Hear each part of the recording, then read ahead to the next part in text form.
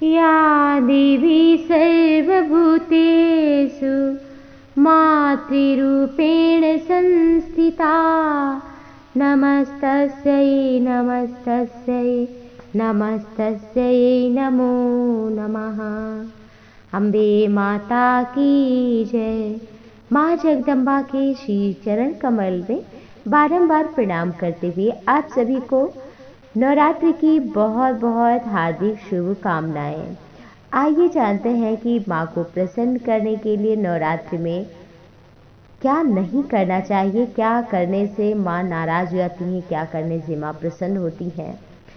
बात करें अगर माँ को प्रसन्न करने की तो इन समय में नियम संयम का पालन करना चाहिए, झूठ कपट से बचना चाहिए और मौन रहना चाहिए, निंदा नहीं करना चाहिए इत्यादि।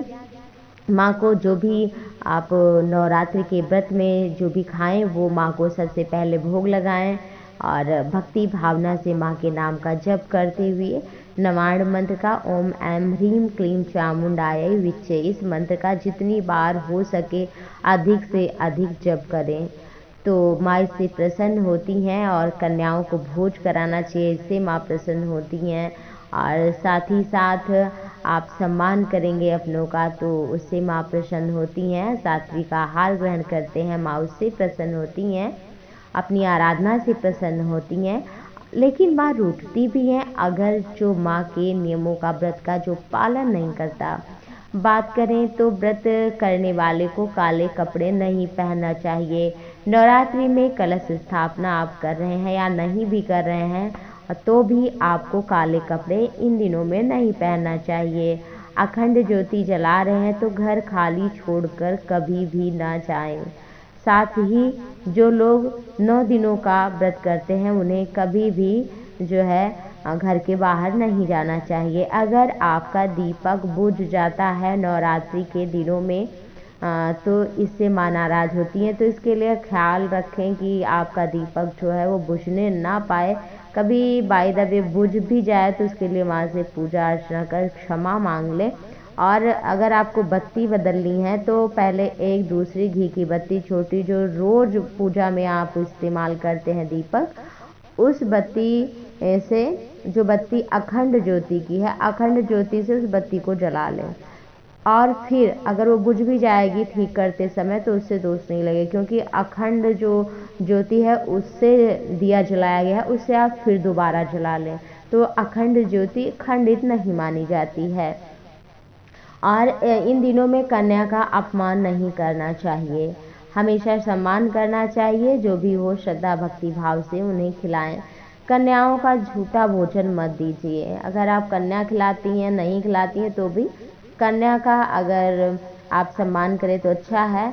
और जूठन ना खिलाएं। जूठन खिलाने का अर्थ है माँ को जूठन खिला रहे हैं। और कन्या को 12 वर्ष से 13 वर्ष से अधिक नहीं होना चाहिए। और इन दिनों में नाखून बाल नहीं कटवाने चाहिए, और ऐसा करने से देवी रुष्ट हो जाती हैं, पूर्ण फल नहीं मिलता है। ना तो नाखून काटें और ना ही दाढ़ी बाल इत्यादि बनवाएं, माँ की कृपा बनी रहती है। इन दिनों में लहसुन प्याज मांस मदिरा का बिल्कुल भी स्पर्श नहीं करना चाहिए। वैसे ये तो तामसी है, इन चीज़ों का ग्रहण करने से आसुरी योनि में जीव को जाना पड़ता है, यानी राक्षस या भूत पिशाच या जीव जंतु सूकर कुकर योनियों में उसे जन्म लेना पड़ता है जो मांस मदिरा का सेवन करता है। कभी भी नवरात्रि दिनों में तो भूल करके भी किसी भी चीज़ का जो कि सात्विक नहीं उस आहार को नहीं ग्रहण करना चाहिए। इससे माँ नाराज जाती है और देवी का अपमान हो जाता है। नशा शराब का सेवन करना भी बहुत ही अपशकुन माना जाता है। इन दिनों में ब्रह्मचर्य का विशेष पालन करना चाहिए। 9 दिनों तक संयम से व्रत को पूजन को करना चाहिए। और जिस समय आप पूजा करें एक नियम एक समय बनाएं। उन दिनों में पूजा करने से माँ प्रसन्न होती हैं। उस समय में ऐसा नहीं कि जब मन हुआ तब हमने पूजा किया, जब मन हुआ तब हमने कुछ काम किया। एक निश्चित समय रखिए नवरात्रि के दिनों में। और वैसे भी आप अगर पूजा करते हैं तो इससे क्या होता है कि देवी देवता हमारे आवाहन पर आते हैं, सूक्ष्म रूप से ही सही, और हमें उसी समय वो हमें हमारे ऊपर कृपा करने के लिए आतुर रहते हैं। तो आप अगर इन सब नियमों का पालन करेंगे तो माँ की कृपा आप पर बनी रहेगी और नवरात्रि का पूरा फल आपको प्राप्त होगा। अगर आप पूरा नवरात्रि ना रख पाए व्रत तो कहते हैं प्रतिपदा पहला दिन और आखिरी दिन, ऐसा देवी भागवत में लिखा है कि सप्तमी, अष्टमी और नवमी, इन 3 तिथियों का अगर व्रत कर लिया जाए तो पूरे नवरात्रि का व्रत का फल मिल जाता है, ऐसा देवी भागवत में लिखा है। आप चाहे तो पढ़ सकते हैं। तो इस तरह से अगर 9 दिन सक्षम है तो 9 दिन, नहीं तो इन 3 दिनों का ही आप व्रत करें और चाहे तो आप प्रतिपदा का अपने आप से रख सकते हैं।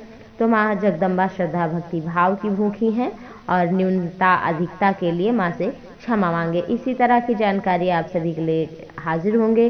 जगदम्बा की कृपा आप पर और आपके परिवार पर, आपके जीवन पर बनी रहे। जय